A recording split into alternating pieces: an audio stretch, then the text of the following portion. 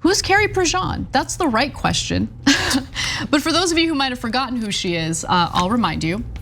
Former Miss USA contestant Carrie Prejean, who became some sort of right-wing martyr after she said she was against same-sex marriage back in 2009, is now coming back into the limelight for right-wingers because she is giving these impassioned speeches at school board meetings because she wants to ensure that kids are not protected from the novel coronavirus. Let's watch. My name is Carrie Boller. You see my shirt, it says mama, and I'm a mama bear. And I know there's a lot of mama bears here tonight. And no one's gonna mess with our cubs. That's right. So you know. And tonight, I'm simply here to tell you to unmask our children. We're done begging. In fact, we're done asking for permission. That's right. We are gonna be unmasking our children today. That's right. The pandemic is over. The parents are done. We're done asking you, public servants, for permission. We are done. You can all wear your masks. In fact, you can wear 2 masks and 3 masks. You can wear gloves, you can have plexiglass.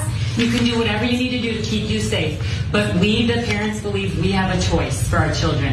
And I don't know who you think you are, that you think that you have more of a say than us, the parents, and our doctors. I don't know who any of you think you are. I really don't. That's right. It ends today. That's right. Okay, so what about the parents who aren't morons? So what about the parents who want their kids to be safe in school? What about the parents who want to send their kids to school and ensure that everyone's masked because coronavirus is very much real? And the number of children who are being hospitalized, thanks to the Delta variant and thanks to idiotic commentary like the one we just heard from a former beauty pageant contestant, is getting people sick, getting kids sick, getting additional adults sick. So look, if people don't want their children in a mask, by all means homeschool them.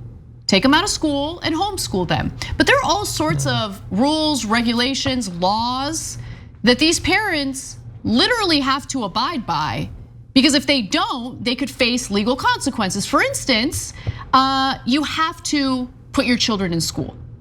Children have to be educated, okay? Well, they don't have to be educated. We know that a lot of people end up not being educated, unfortunately. But my point is, you don't get to like pull your kids out of a public school or private school or school in general and then just keep them at home. You have to homeschool them.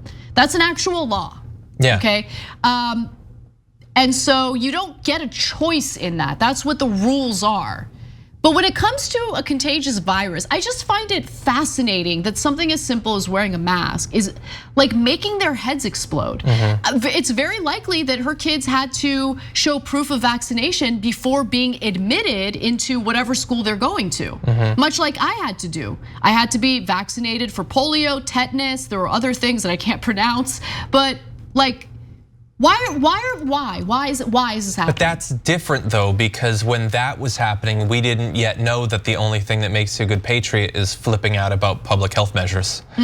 That's all it is. Mama bear. Like, first of all, just don't stop with the mama bear stuff. I think that we're good. Why not? Here's something, be a mama.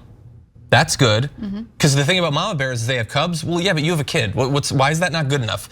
And second of all, like it's one thing to couch all of your "I should be allowed to cough deadly germs in your face" rhetoric in "I should be free." It's nonsensical, that's not what freedom means, but at least I sort of get it.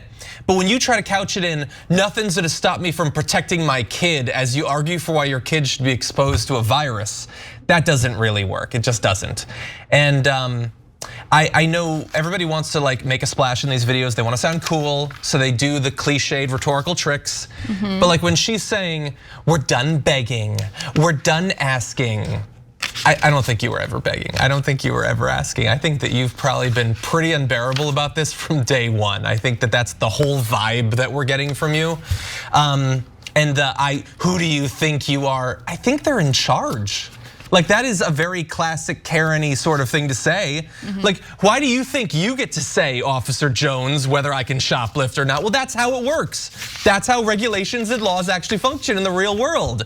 And she presumably wants to be a part of society in most areas of life, but she believes that either personally this is a thing for her to be interested in, or maybe it'll get her on Fox News again. That's what this is really about. And if a couple kids have to get sick and die, that is a cost that many of these people are willing to pay. Later in the video, she goes on about the deep state and all sorts of insane right-wing conspiracy theories. And who knows, maybe she realized her 15 minutes were up like 15 years ago and she wants to be back in the limelight. So congratulations, Carrie Prejean. You're back in the spotlight, but unfortunately you have not improved. She's only devolved further, which is pretty depressing and upsetting. Thanks for watching The Young Turks, really appreciate it. Another way to show support is through YouTube memberships. You'll get to interact with us more. There's live chat emojis, badges. You've got emojis of me, Anna, John, JR, so those are super fun. But you also get playback of our exclusive member-only shows and specials right after they air. So all of that, all you gotta do is click that join button right underneath the video. Thank you.